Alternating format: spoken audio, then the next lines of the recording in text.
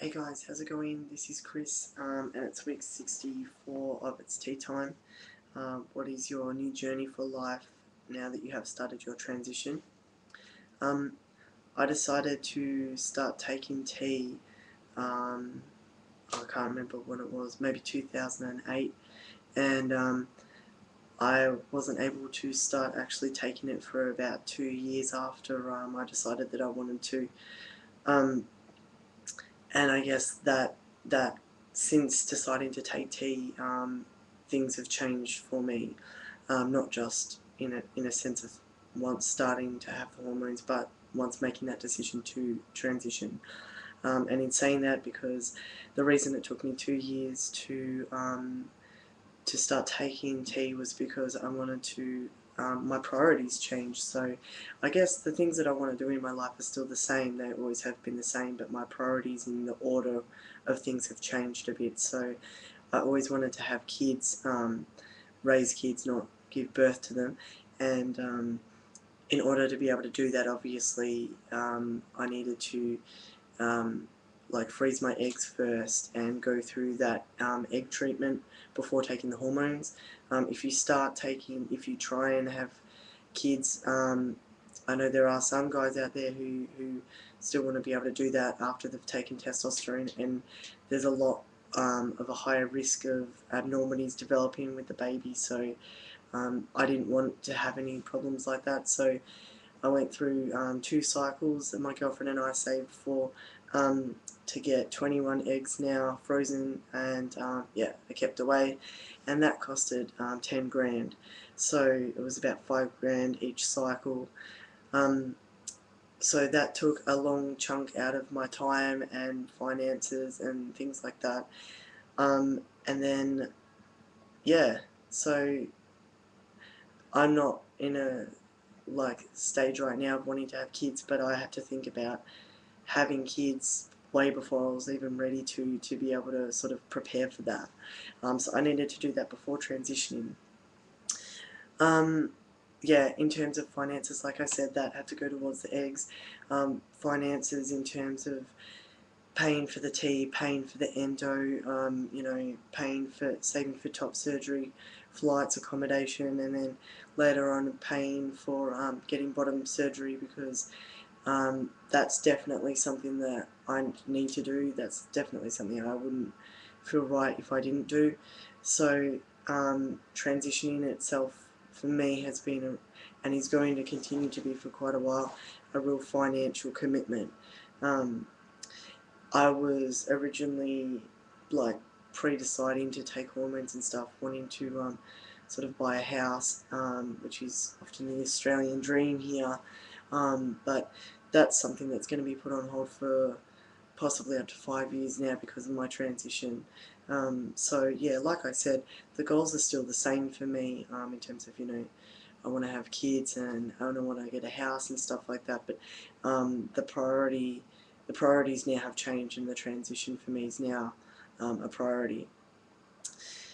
Um, my lifestyle in terms of career hasn't changed at all. I do sort of social work, line of work, and that hasn't changed. I'm still doing the same sort of thing.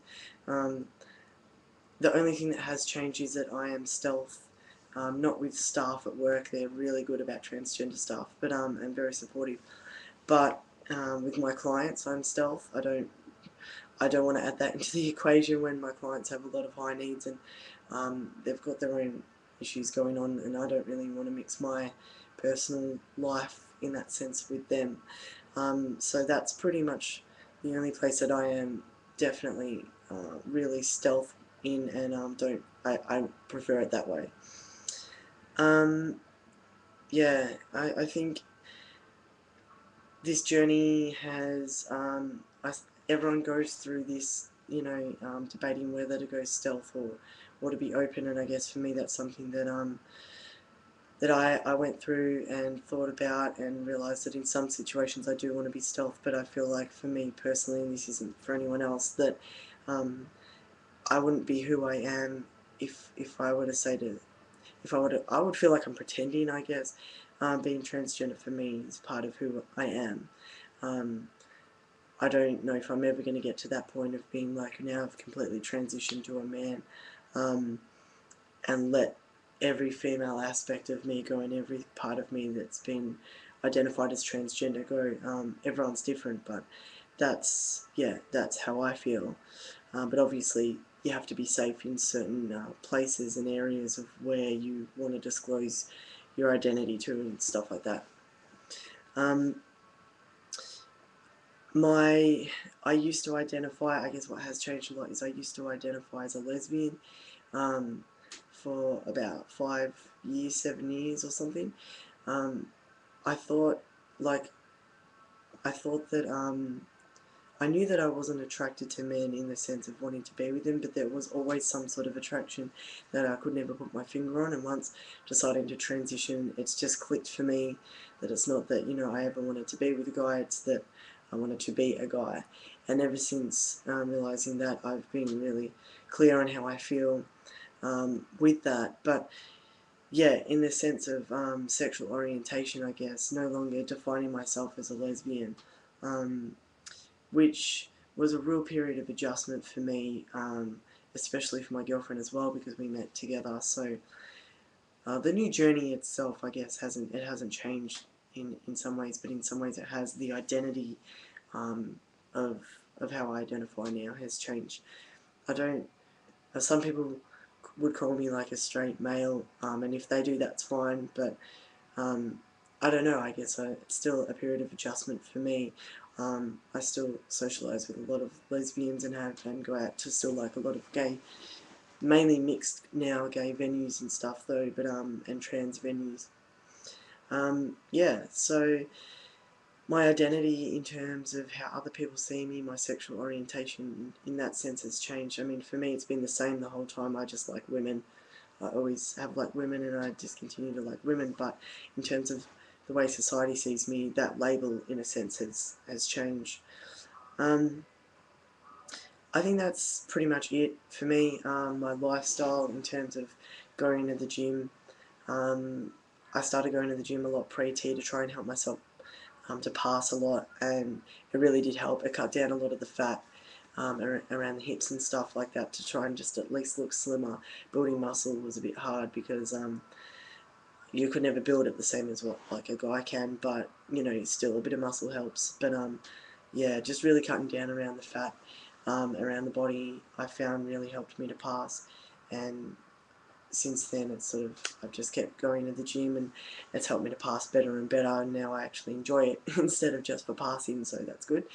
Um, but yeah, that's about it. I've become more um, active in the trans community, and yeah, I've really liked that. I've really enjoyed that. I love going to trans events and things like that, meeting other trans guys.